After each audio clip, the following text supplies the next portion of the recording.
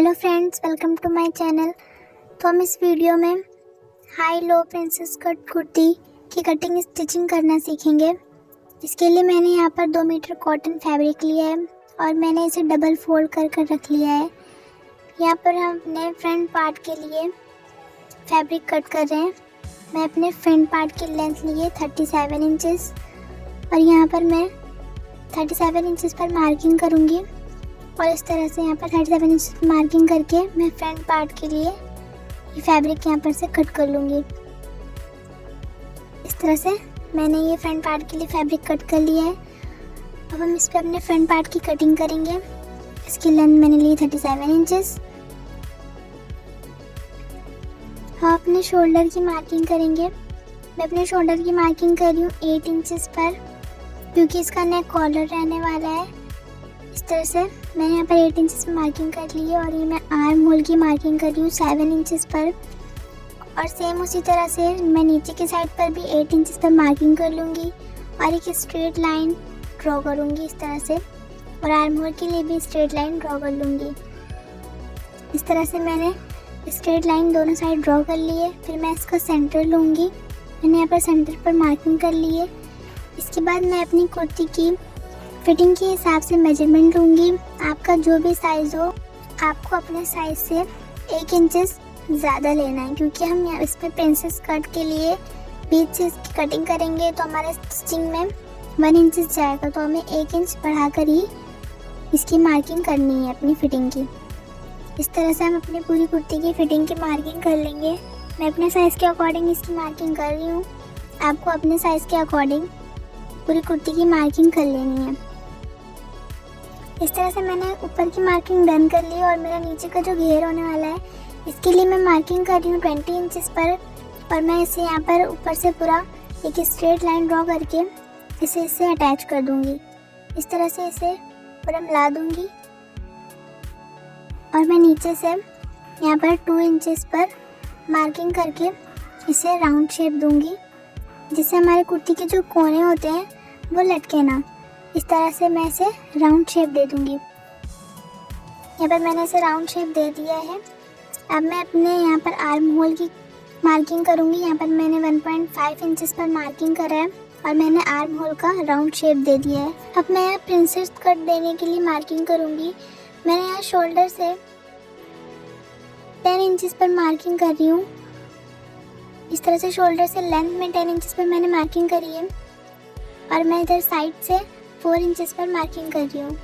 और अपने नीचे वाले साइड, जो हमारा नीचे का जो घेरा है, इस पे हम 1/2 इंचेस पर इसके मार्किंग करेंगे। यानी कि ये हमारा 20 इंचेस का है, तो हम इसके सेंटर पे यानी कि 10 इंचेस पर मार्किंग करेंगे।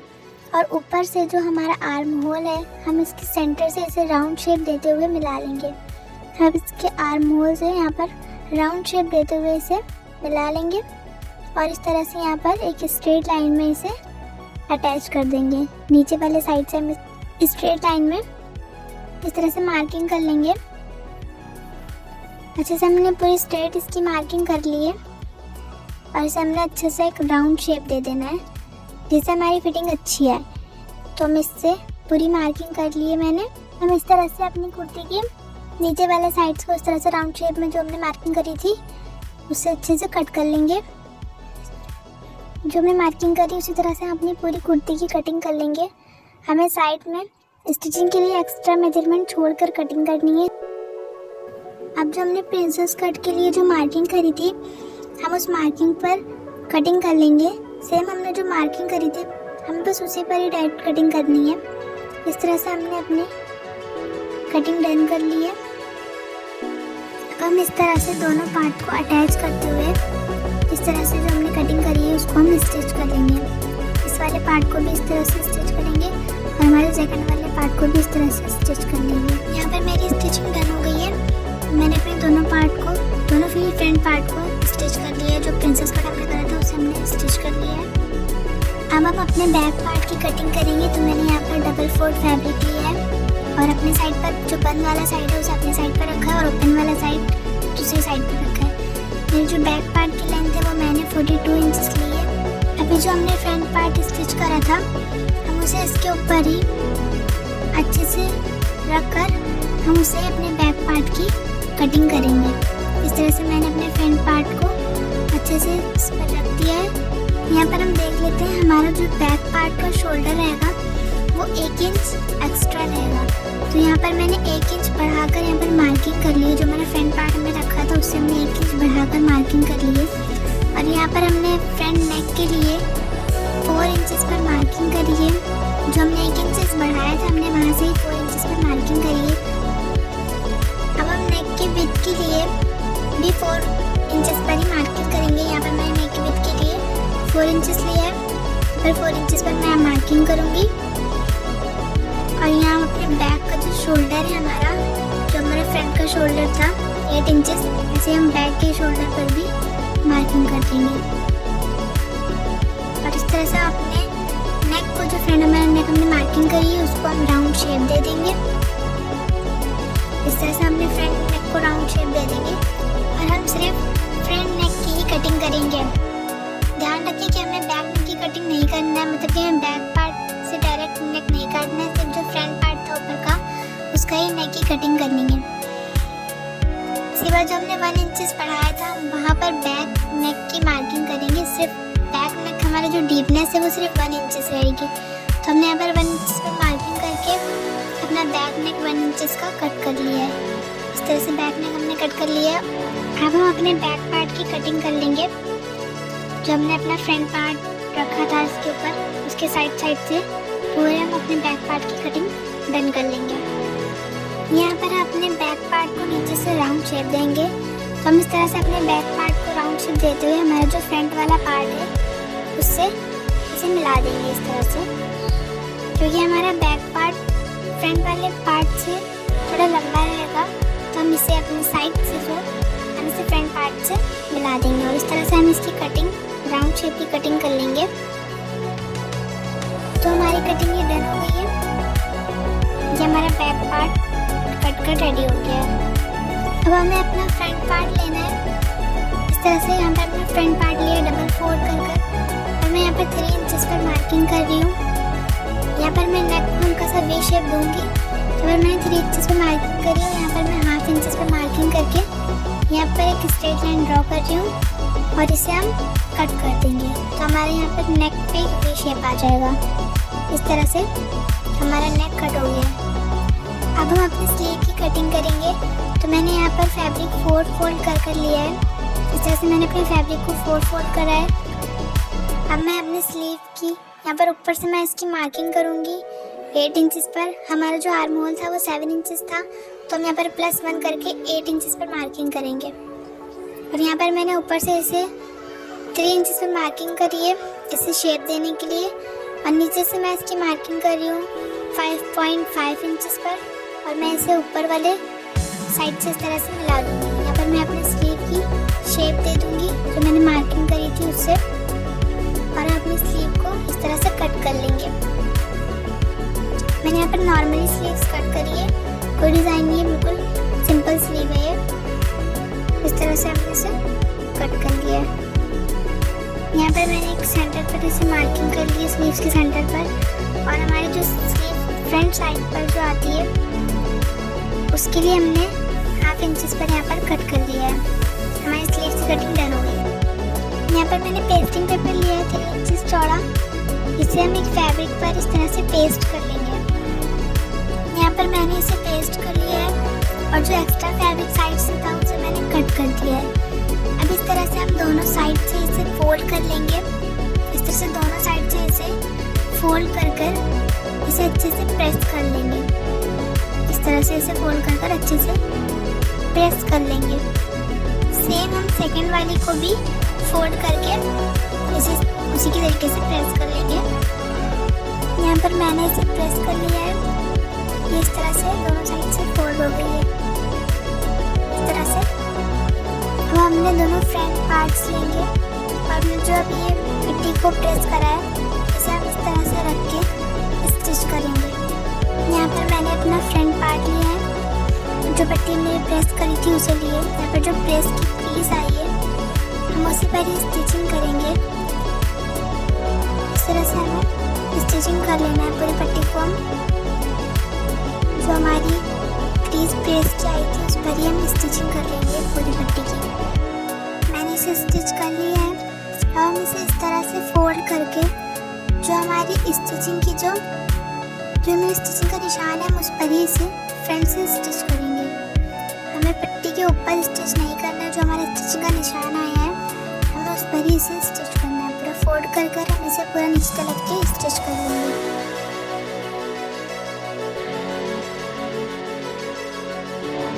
यहाँ पर मेरी स्टिचिंग डन हो गई है।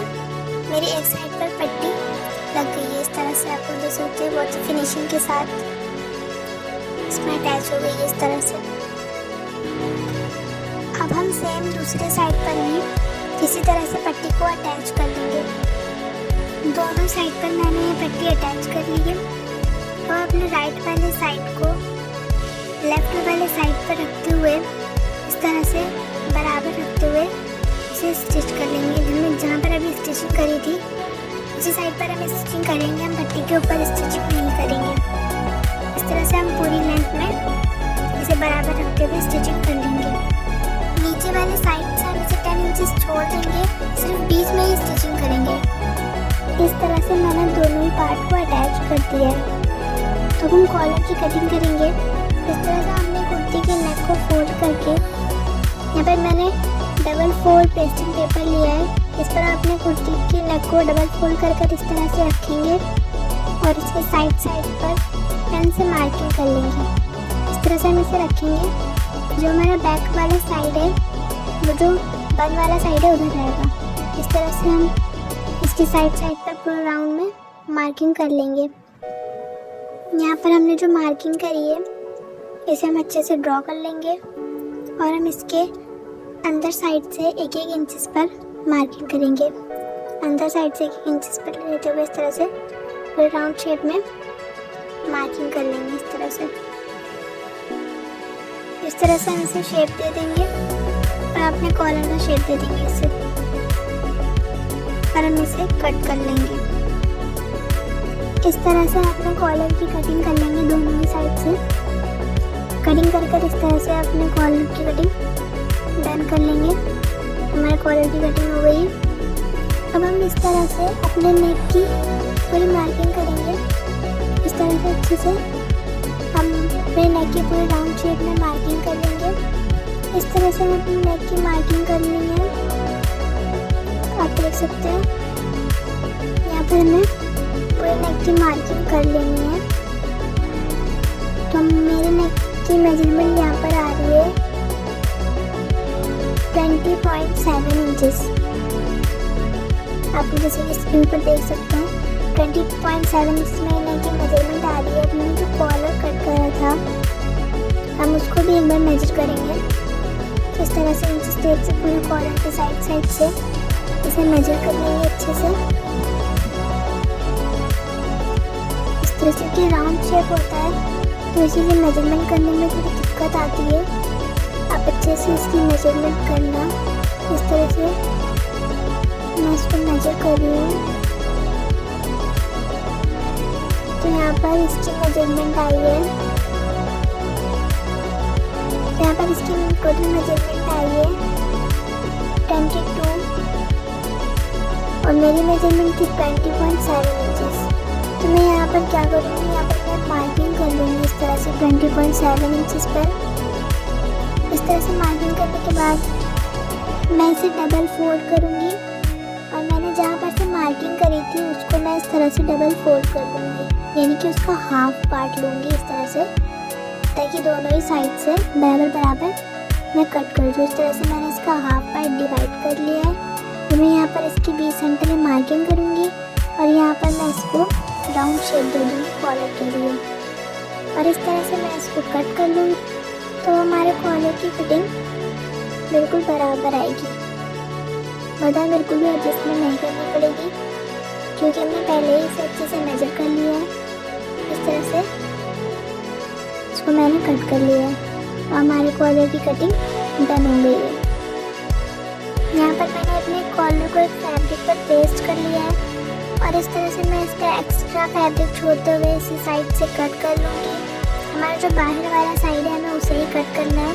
अंदर वाले साइड को अभी कट नहीं करना है, सिर्फ बाहर वाले साइड से इसे इस तरह से कट कर लेंगे। और जो हमने कट करा है तो फैब्रिक छोड़कर इसे हम इस तरह से फोल्ड कर स्टिच कर लेंगे। तो यहाँ पर इस तरह से मेरी स्टिचिंग डन हो गई है। मैंने इस तरह से इसे स्टिच कर लिया है। हम एक और फैब्रिक लेंगे और जो हमने स्टिच करा है इससे इसके ऊपर पेस्ट कर जो हमारे कॉलर के अंदर वाले साइड है हम इसकी बिल्कुल साइड स्टिचिंग कर लेंगे। यहाँ पर मेरी जो स्टिचिंग है वो डन हो गई है। इस तरह से मैंने इसे स्टिच कर लिया है और मुझे थोड़ा एक्स्ट्रा फैब्रिक छोड़ते हुए इसे इस तरह से अंदर वाली साइड से दोनों ही फैब्रिक को कट कर लेंगे। इस तरह से हमें इसे कट कर लेना है पूरे कॉलर को। हमारी कटिंग यहाँ पर डन हो गई है। अब हम इसको दूसरे साइड से एक्स्ट्रा फैब्रिक छोड़ते हुए इस तरह से दूसरे साइड से भी इसे कट कर लेंगे। हमें थोड़ा सा एक्स्ट्रा फैब्रिक छोड़ना है स्टिचिंग के लिए। इस तरह से हम इसे कट कर लेंगे पूरा। हमारे कॉलर की कटिंग डन हो गई है। हम इसे अंदर के साइड से ऐसे छोटे छोटे कट्स लगा लेंगे। पूरे में ही अंदर की साइड से इस तरह से कट्स लगा लेंगे और हम अपने कॉलर को इस तरह से फ्लिप कर लेंगे। इस तरह से पूरे को फ्लिप कर लेंगे और इस पर एक बार प्रेस कर लेंगे। तो यहाँ पर मेरा कॉलर रेडी हो गया है। इस तरह से मैंने इसे प्रेस कर ली है, बिल्कुल इस तरह से रेडी हो गया है। इस तरह से अपने कॉलर को डबल फोल्ड कर इस सेंटर से मार्किंग करेंगे। इस तरह से सेंटर पर मार्किंग करेंगे। इस तरह से मैंने मार्किंग कर ली है। आपको मेरी वीडियो अच्छी लगी तो मेरे चैनल को सब्सक्राइब करिए और वीडियो को लाइक करके एक प्यारा सा कमेंट करिए। हम अपनी कुर्ती के नेक को भी डबल फोल्ड करके इस तरह से इसके सेंटर पर भी मार्किंग कर लेंगे। इस तरह से जैसे हमने कॉलर के सेंटर पर मार्किंग करती है उस तरह से इसके सेंटर पर मार्किंग कर लेंगे। अब हम इसे बैक साइड से रखेंगे और इसके ऊपर अपने कॉलर को रख के स्टिचिंग कर लेंगे। हम मिडिल साइड से स्टार्ट करेंगे। पहले एक साइड की स्टिचिंग डन करेंगे, उसके बाद दूसरे साइड की स्टिचिंग डन कर लेंगे। यहाँ पर मेरे एक साइड की स्टिचिंग डन हो गई है। अब इसी तरह से हम दूसरे साइड पर भी स्टिचिंग करेंगे। सेंटर से दूसरे साइड पर हम स्टिचिंग कर लेंगे और यहाँ पर मेरे दूसरे साइड की स्टिचिंग भी डन हो गई है। इस तरह से अपने कॉलर को फ्लिप करेंगे जैसे कि आप देख सकते हैं। और यहाँ पर हम फ्लिप करके कॉलर के साइड्स पर स्टिचिंग कर लेंगे। इस तरह से पूरी फ्लिप करते हुए पूरे सर्कल में स्टिचिंग कर लेंगे। जिस तरह से आप लोग देख सकते हैं पूरे कॉलर की स्टिचिंग हम इस तरह से डन कर लेंगे। तो यहाँ पर मेरे कॉलर की स्टिचिंग डन हो गई है। अब हमारे कॉलर का जो दूसरा वाला साइड है यानी ऊपर वाला जो साइड है हम उस पर स्टिचिंग कर लेंगे। इस तरह से दूसरे वाले साइड की स्टिचिंग भी हम डन कर लेंगे। यहाँ पर मैंने दूसरे वाले साइड की भी स्टिचिंग कर ली है। तो हमारा कॉलर यहाँ पर कंप्लीटली तैयार हो चुका है। अब हम इस तरह से अपनी कुर्ती की साइड्स को स्टिच कर लेंगे और नीचे से हम इसे इस तरह से डबल फोल्ड कर लेंगे। तो यहाँ पर मेरी स्टिचिंग डन हो गई है। हम अपने स्लीव्स को इस तरह से कुर्ती से अटैच कर देंगे और हमारी स्टिचिंग यहाँ पर डन हो जाएगी। ये है कुर्ती का फाइनल रिजल्ट। आपको मेरी वीडियो पसंद आई हो तो मेरे चैनल को सब्सक्राइब करें और वीडियो को लाइक करें और प्यारा सा कमेंट करें। Thank you.